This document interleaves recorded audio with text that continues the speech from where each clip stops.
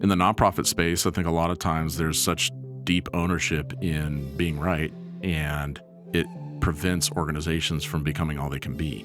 And I think we're going to get held account when we stand before the Lord someday. Ooh, you're preaching now, Pastor. Just as much for the things that we held people and organizations back from because of our lack of willingness to go there than from the things that we actually did.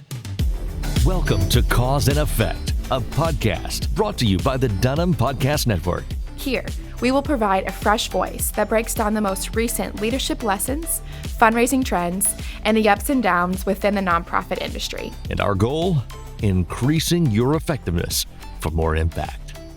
Welcome to this episode of the Cause and Effect Podcast. I'm Trent Dunham, the president and CEO of Dunham+Company, and today, for part two of a conversation around the top 10 things to anticipate in the nonprofit landscape for 2026. Now that we're at the middle of 2026, we're reviewing something that I presented at our summit in January with our clients. And so this is part two. We did the first 5 of those top 10 in the first episode. And so now Eric Gomez, COO at Dunham+Company, is here to help guide that conversation. And I know you've prepped some questions for me around the second set of top 10, our second half of the top 10. So you live and learn. Hit me. So episode 1 kind of came in a little hot. Episode 2, I did a little bit more research. I was more prepared. Yeah. So you ready? Yep. All right. Fire away, dude. Let's go. Number 6 was data visualization driving strategy. Mm-hmm. So my question there is all about collecting data. Yeah. When is it too much? Yeah, dude. And how do you, where have you maybe you've seen some organizations get it wrong? Yeah, that's good. And part of the reason I added this to the top 10 is for the things that are prompting your concern, which is valid, and that CRMs in general now provide you the ability to go down any rabbit hole you want to go down as it relates to data. So, first of all, data out is only as good as the data in, right? Yeah. So the first thing for your organization is you got to make sure you're getting the data in the database management system properly. Are you coding it correctly? Do we have all the information? Are the fields structured well so that you can extract what you need to visualize in order to make good decisions for the organization? I think oftentimes we can get kind of drowned in the amount of data that it does exist in a CRM and the way that we're visualizing it. So part of what we did several years ago is we developed Dunham Insights, which is our way of visualizing KPIs around data for organizations that actually moves the needle. Like, can we visualize the most salient data points in a way that allow organizations to make actionable decisions based on it, and not just say, oh, this metric is up, but does that matter? Like, is it cool to put on a board report, but actually it doesn't mean anything to the organization because I can't repeat it, or it actually doesn't drive revenue or whatever. And conversely, like, is that data point being down actually that negative, or why should we feel that way when we see that number going that direction? So visualization is key. That's our effort in order to enable organizations to be able to process data correctly and then make actionable decisions. I think part of what you kind of always have to go through when you're talking about data and what's too much is, first you have to ask a question of the data and then filter through the data, not let the data come to you and then try to figure it out. Yes. So what questions are you asking that will help you make decisions for your organization? Questions like, what is driving revenue up or down? What is driving, or what are some contributing factors to not as many donors engaging, or donors not giving as many gifts? Or why have we seen an increase over the past 5 months in people taking out recurring monthly gifts and we didn't really do anything special? Like, trying to sift through the data that just tell us, like, what question are you trying to answer? Then you can look at the data in ways that help you slice it to help answer that question, versus just going in and saying, what's a standard report that a CRM produces, and like, are those good things that I'm tracking, or are they relevant to my particular organization? So I think start with good questions, and then see what the data says, and limit yourself to that. Sometimes we can get enamored with a lot of different data points, and actually it dilutes our effectiveness to really just make actionable decisions, because we're like, oh, that's good and that's good, and we do that and that and that and that. But actually, what are the most important things? So that's probably where I would start. I think that's a good point. And I think one of the things you said, ask yourself kind of like, what is important? Yeah. And I think that's where, if you're a data scientist or you're one of the data analysts in the background right now, definition, like defining it, coming up with what are we measuring? What's the definition of that? I think the part also in the middle there is like you try to identify what's important. What's the standard of it? Yeah. Right. What do you want to target? So that you're not having the goalpost move on you from week to week, because that can happen very quick when you have a lot of data. Yep. Where, oh, this week is great, but next week is bad. Yep. As opposed to if you come in, define it, have a good standard, understand what the targets are, well communicated to the team, then you're actually going to start achieving some things and stick with it. Yep. So that was good. It's so also it's real quickly, it's like the stock market. Like you don't make a decision every day because of the ups and downs. Like what you're doing is you're making good long-term decisions that, with the exceptions of the ups and downs, you're not like riding that roller coaster every day. You might check in every now and then and make a strategic decision on how you're distributing your portfolio. But in the same way as you manage an organization, you shouldn't be making day-to-day or changes to the way that what tactics you're doing or strategy you're doing. But it is important to monitor those on a regular cadence so that you can see, are there trends. And part of what we built in Dunham Insights, which I like, is some of the standards within the organization, the benchmarks that are being established by third-party organizations, so that we can measure. So in an organization, pull up that data set and be like, oh, that's where the industry is, and this is where I am at. Wow, I'm really crushing it. Or, man, I have a long way to go. What do we have to do to get there? So I think those benchmarking opportunities are really good. Definitely. So then if you're a CEO, right, if you're listening to this, what's the number one insight that you should actually care about? Let's just say weekly right now. Yeah. Oh, man. Weekly's hard. I think, obviously, look, as a nonprofit, you can only spend revenue. You can't spend number of donors. You can't spend a donor conversion rate. You can't spend any of those things. So as it relates to how you fund the mission you're doing, revenue actually is the most important thing. Having said that, there are a lot of caveats to how you get to a lot of revenue. We got some big estate gifts. That's masking a problem where, that gift is not repeatable next year. And so we're going to be in a hole. Like, you can't plan off of exceptions like that. That's wise. I think the biggest thing is like, what are the kind of the 2 or 3 things that you're keeping an eye on? Number of donors being engaged, the growth of your mid to major portfolio. Like, is the revenue from those donors growing effectively? And then below the surface, it's what's your conversion to second gift and third gift rate? Like, is that appropriate versus the benchmark in the industry? And what's your retention rate? Like, those two things are really important. If you're retaining fairly long, we know that every year a donor stays in the file, their average annual revenue or retention or value goes up. So by definition, way more valuable to keep someone on the file giving than to get a new person. Yes. Because you have to spin that whole thing up. So, and if you're not converting anyone to a second gift and you're just churning and burning, you're spinning your wheels, investing revenue or money in acquisition, and that's not beneficial long term. So those are a couple things I keep my eye on. Just a small plug. All of that's available in Dunham Insights. Just throw that out there. Yeah, that's good. That's true. All right, number 7. Every communication channel matters. So do you think that most organizations are still thinking too siloed when it comes to channels? I think that for mature organizations, they tend to think multi-channel, omni-channel pretty well. I think some of your smaller organizations are just like, look, it's hard. Every penny matters where we put it. So you begin to make decisions sometimes based on cost and investment rather than return. And I think there's a couple things related to that. Is one of the things we're calling out is don't just make decisions on how you communicate with your donors from a controlling expense standpoint. We're just going to put in an email because it's not that much for us to pay for our email provider every month. Well, I mean, if you get a 15% open rate and a 1% click rate, like, how many people are actually engaging with that content? And so assuming that everyone does is not wise. But what we see now when it comes to every channel mattering is that people are just not monolithic. So I'm not an email consumption donor, and I'm not a direct mail consumption donor, and I'm not a text consumption donor. Like, people just, they want the ability to engage in whichever version of those in the moment that they prefer and to respond accordingly.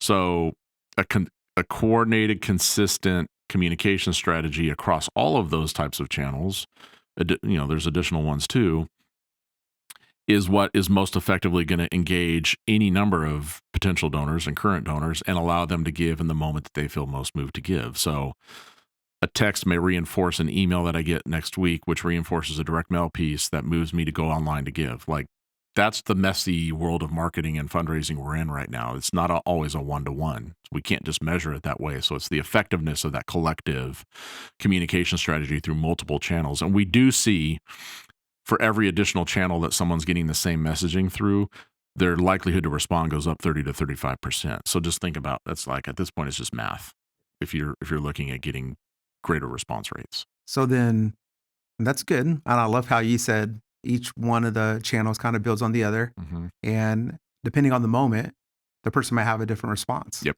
I think the pressure then turns back to, as the creator of that content and the like you said, how building that sequence of comms. How do you avoid becoming overwhelmed with trying to be over, like, everywhere all the time? Yeah, all the time. What would you say to that? My recommendation is, look, if you have the engine running, it's probably tweaking, modifying, and bringing cohesion. If you're just starting, or you've only ever communicated through one channel, don't add 4 channels next week. That doesn't make any sense. Like, it would be a slow build. Hey, we've only really ever communicated through email. We have actually a lot of cell phone numbers we should probably just see what it's like to start layering in a text communication now to those donors on a regular basis. Not asking for money necessarily, but like sharing testimonies, getting them engaged with content, affirming them and giving them an opportunity to share prayer requests. Whatever it is what is that channel that you haven't been, or like, hey, our file's grown a lot. We've never done direct mail before. Should we test that? Probably. Like, that's good. Don't implement a 24 mailing a year plan to start out with. Maybe try once a quarter and start to test into what that communication channel and how effective it is for your audience, because every audience acts differently. So that's my recommendation, is just maybe if you're running in all the channels, the step back charge or challenge is it coordinated? Does it all feel like it's from the same family? If you've not really started to communicate through all those channels, maybe what is the next channel that makes sense to begin to fire up so that you're kind of more cohesively engaging with your audience. I like that. I like the incremental approach as opposed to we're going to attack the comms landscape. Yeah. Much different. Yeah. That's good. All right. We're jumping to the next one. Number 8 is documented AI strategy. Yeah. And this one is a near and dear to my heart, because I think most organizations and teams are pressing against this, especially this past probably about 18 months, maybe even more so over the past maybe 6 months, because so much was implemented without documenting it. Yeah. It was quickly adopted because it was testing it, right? It became a test, and it was something we're dabbling in. Then it was something that was kind of part of our someone's mode of operation, right? Their own little, this is how I operate. Right. And then it kind of gets a little further out of the, to the rest of the personnel. And now we have a mode of operation across a lot of organizations that's not documented. Yeah. So that kind of leads to this question. So where are some of those risk areas for organizations that might have already adopted, not to put them in fear, not to make someone be like, oh, what do we do? But what are some of those things they should maybe go and take a look at quickly, and then start moving towards documentation of that? Yeah. Give you an analogy to begin. And I'm a history major. I'm a history nerd. So right now, I just finished the new documentary on Netflix called America. So it's kind of a brief overview of the history of America. I watched Hulk Hogan over the weekend. That's the difference between the two of us. Yeah, that's different. I'm not going to probably ever watch that documentary, but I get it. I'm in the middle of a biography on President John Tyler, so I'm going through all the presidents, and that's the one I'm on right now. And then I'm in the middle now of a documentary from the History Channel on FDR. And the interesting part about the FDR, it is very interesting. I love doing like a deep dive into personalities or parts of history. I think you learn a lot, and I do think it helps your leadership just to see how other people handle situations. So what was interesting is, FDR was president when the Japanese bombed Pearl Harbor, and we're now formally involved in World War II. And there's a difference between a reaction and a plan. So the reaction right away was, where are the rest of our ships that didn't get blown up in the harbor? And how can we help create some morale lift for the American people that we're not just getting waylaid? So a couple different things happened. One was the Doolittle raid. So if you remember that, they launched a bunch of flying fortresses off of aircraft carriers, which has never been done before. And they went and they bombed a few cities in Japan, which did superficial damage, but it was more the fact that we could do it. And it kind of lifted morale a bit. So that was like a reaction. Like, we got to do something.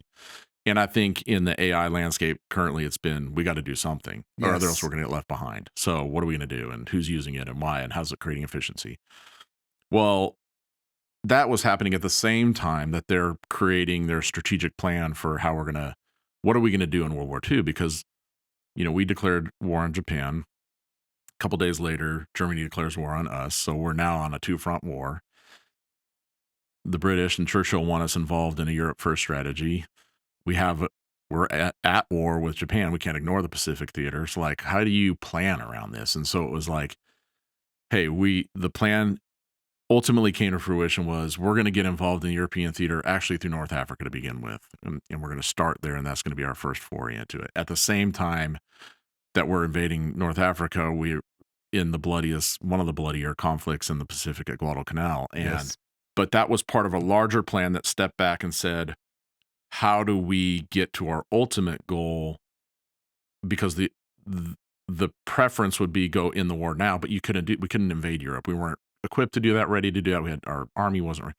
So in the same way as it relates to AI conversations, you have an initial reaction, but then what's the plan? And not very many organizations are getting to the plan. They're not saying, what's our 3-year plan on this? What's our 12-month plan on this? What are our desired outcomes and goals? Like, we can't invade continental Europe right now. We're nowhere near ready. So, like, we can't implement that AI strategy because we're not even close to ready for it. What do we have to do now to equip us to be in the fight in some way, but to not, get over our skis and create a bunch of risk opportunities? And to answer your question, uncontrolled, undocumented use of AI in particular opens us up to a lot of vulnerabilities, not the least of which is compromising key data points if we haven't closed doors in places, creating processes that aren't repeatable with other employees. And so, like, this person we've seen this happen recently in our own context, where it's like someone went in and dove deeply and created a system that was AI based, and but if we don't have them, we don't know how to then take that and replicate it. So now we're reliant on that person. So single point of failure. So if you go down the list of the potential vulnerabilities that it creates, if you just open the door and say, everyone go after it, that would have been chaos if that's the way you approached a war like World War II. But you had to take a step back, measure what the ultimate goal was, and then how do we get there with the resources we have now, and plan towards different resources we'll have in the future. And I think that's the conversation that needs to begin to happen more frequently within organizations, which is, what is the long-term strategy? What are our long-term goals? Which platforms are we committed to? Now, that's ever changing. I mean, it's kind of hard. Even some of the people who are in, AI the most, at first it was this platform, and now actually it's this platform because there's better security here. And there's well, we're just in the Wild West. We don't know where it's all going to shake out, but you have to be doing something. So I would just say, as an organization, if your executive team hasn't sat back and said, these are the guardrails, these are our hopes implementing AI that we can see long-term benefits from. And this is the current state of play. How do we create the path between here and there? If you're not doing that, I think you got to start doing it. If you don't even know the questions to ask, you need to find a guide. Yes. So just like anyone in any business, I've never been here before. I need counsel. I need wisdom. Who's guiding you in that? Like, there's no pride in the fact that you're the single point of ownership on that. If you don't know what you're doing, like the emperor has no clothes at that point. You need to have someone who's at least can guide you through the right questions to ask and the ways to control and set up boundaries and all that kind of stuff. So I just encourage you, like, if you don't know what you're doing in that, there's no shame in that, but find a good guide in that. And we've become that guide for a few people, few organizations as they've decided to do that, mainly with JP, our head of innovation, who has kind of some background in that. So that's part of why we've begun to see more and more alarming structures, is because we've gotten more involved in them and be like, oh yeah, you should not be doing that. Like, that's a risk. Yeah, I think you should not be doing that part is happening too late. Yeah. And in a previous career that I had in software, one of the things you always try to protect against is scope creep when you get into agreements and things. And I think what AI has done is introduced a lot of creep. It could be vision creep. It could be a standard creep, because it starts making assumptions for you. Yeah. And it doesn't have the same your mind or your heart or prayer maybe you're going through on the discernment on if you're shifting anything. And so it will make kind of these assumptions on your behalf. And if you're not careful, the assumption actually just took you into a completely different lane. Yeah. And so those are the things that, right now, I think that some teams are probably having to respond to, that, well, our chat or our Claude, we didn't do a good job at creating a knowledge base inside of it, where we, have a good repository. So I love everything you said there.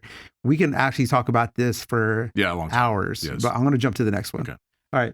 Leadership modeling healthy work. Now this, of course, this is a big shift. We just went from AI, but now we're talking about the leadership, the people side of it, modeling health. Yeah. So you said before, culture follows what leaders model. Yeah. Where do you see leaders, and this is the key word, unintentionally getting this wrong? Yeah. Well, there's a couple different types of leaders, and I've even experienced this within our own organization, because my dad is a builder. He founded Dunham+Company. He's a founder builder. So it's like he was, picking away at limestone and laying a foundation and building the scaffolding and sweat on the brow every day. And I'm a scaler, so, which is cool that it works out that way. But also it's like, I'm looking at the structure and saying, well, I could have a few more floors, or when are we adding that wing? And that's a different approach to the work and a different vision to how the work is done, all accomplishing the same mission. So leaders are wired differently.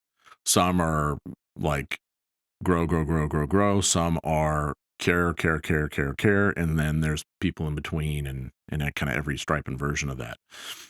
I think where we unintentionally get things wrong is just wherever our weakness is, we don't address, or we are unaware of blind spots. And I think in leadership, more than anything, a blind spot can be more damaging than almost anything, because what a blind spot implies is that you are unaware of this character flaw or this proclivity you have towards a certain action or habit that you don't know how it's impacting other people.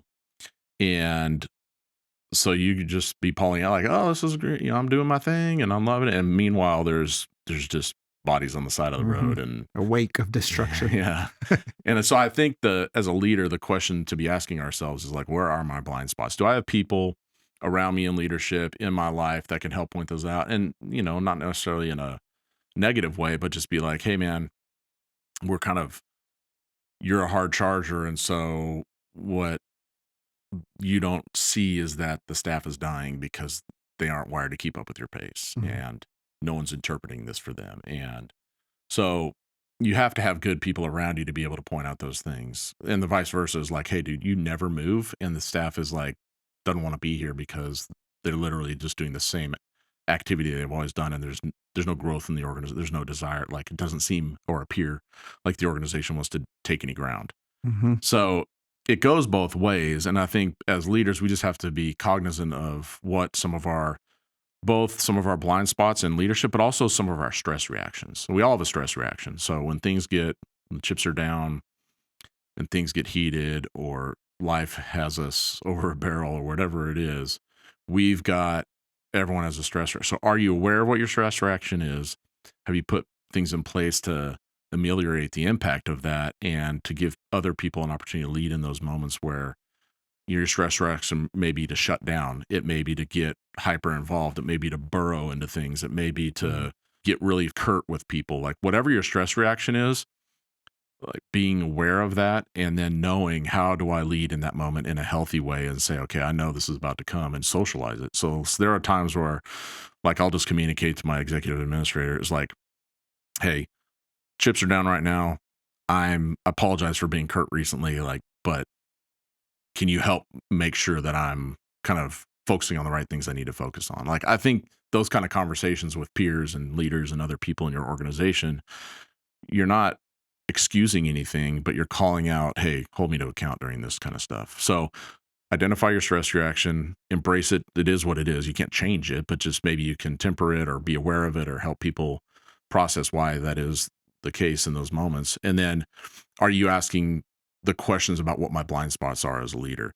Why that leads to health is because when you're healthily looking at your own self and saying, this is how I lead and operate, it gives other people the permission to do the same. And so they're going to emulate the way that you handle stress. They're going to emulate the way that you process your weaknesses versus your strengths, and be like, well, I wonder if I did that sometime. And what is my stress reaction? Mm-hmm. And how do I operate when I'm with my peers and stuff is going on? So I think it is a way for us as leaders to think more healthily about how we approach the work, so that others in our organization would reflect that as well. That's good. I have one follow-up question to that, Yeah. because something that you said early on in that was, you have some people around you that you can go to help kind of like identify your blind spots. And I think that one of the things that a lot of leaders are maybe a little bit uncomfortable with, or not ready for, is sometimes the critique. Mm-hmm. When you're younger in your career, it's easy to take a coaching lesson, right? Whenever you're starting, your manager comes to you and says, hey, I noticed this. I want you to try this next time. Or as you move up, even in middle management, when you start talking leadership, you start talking, your director levels, your junior C-suite, your C-suite type roles, the critique gets harder sometimes. Mm-hmm. I almost think of it kind of like, regardless of how you think of Tiger Woods and everything he's been through, when he started going through swing changes back with Hank Haney back in the mid 2000s, before he went on his big run, he went from, I think it was, they said per round of an 8 under to like a 9.5 under. It was so like, but that changed, made a big run for him to start making some big wins in his career, which cemented his legacy. He was willing to do the hard work.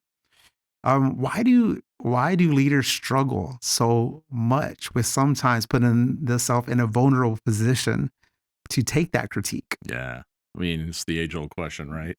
It's a lack of humility at its core, but I think it's driven by the fact that, number one, there's this fake perception that leaders always have to be right. I think that's the furthest thing from the truth. Like, a leader isn't there to be right all the time. A leader's there to guide, ask good questions, hire good people, put the vision out there, drive us towards outcomes.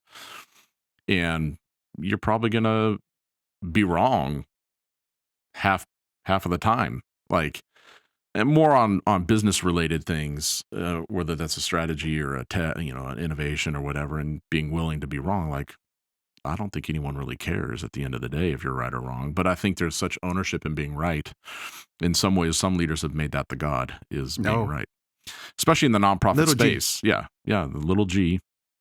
But in the nonprofit space, I think a lot of times there's such deep ownership in being right, and it prevents organizations from becoming all they can be. And I think we're going to get held account when we stand before the Lord someday. Ooh, you're preaching now, Pastor. Just as much for the things that we held people and organizations back from because of our lack of willingness to go there than from the things that we actually did. I love that. No, thank you for saying that. I think that if you're listening to this, you're going to be held accountable for this. Yeah. And so it's a scary thing. It is. It's something to take serious because it matters. It does. It really matters. Yep. Okay. So we're going to the next one, which is the last. Okay. And that is this coming year is the 25th anniversary. That's right. And we're going to be celebrating that at the summit. Yeah. So it's a big milestone. It is. And we're excited for that. But how are you thinking about this moment as more than just a celebration? Yeah. It's cool. 25 years is a long time to kind of do anything. And so to have been working at, in, and for Dunham+Company for 25 years with my dad is a pretty cool thing in and of itself. I think there's a lot underneath there to be grateful for and to mine. But it is a celebration just because to see how God's worked and what his favor has produced over the years. But I think more than that, it's, for me as a leader, it's like a driver for wanting to put the boosters on, to, the second stage boosters to fire off and for us to get that extra propulsion. And there's so many things in the early years of developing an organization that just take time. Like, it's cultivating a field that's never been plowed before. So you've got to remove the rocks and get the weeds out. And is it fertile enough soil? And do you need to add nutrients? And you test a crop and it's actually not the right crop. And this crop's better in this type of, it's that kind of development for a decade or more. And there's great wins in it. There's challenging times in it, but it's like at some point it has felt like over the last few years in particular, I got a lot of that dialed in, kind of know now. Yes. And we know the seasons, and we know when this field needs to lay fallow, and we kind of have an idea of all these things. So, and I shared this with the staff at the Christmas party actually a year and a half ago, is, God gave me this vision where he was saying that you've been tending this field. It's pristine. It's great. It's awesome. But I'm ripping those barbed wire out on 3 sides, expanding the territory. And now it's just as gnarly and as the first time you get in, but there's a lot more land to cultivate. And so I don't know what that means from a timing perspective and all that kind of stuff. But what I do is hey, there's more to be done. And so I'm calling you to something bigger.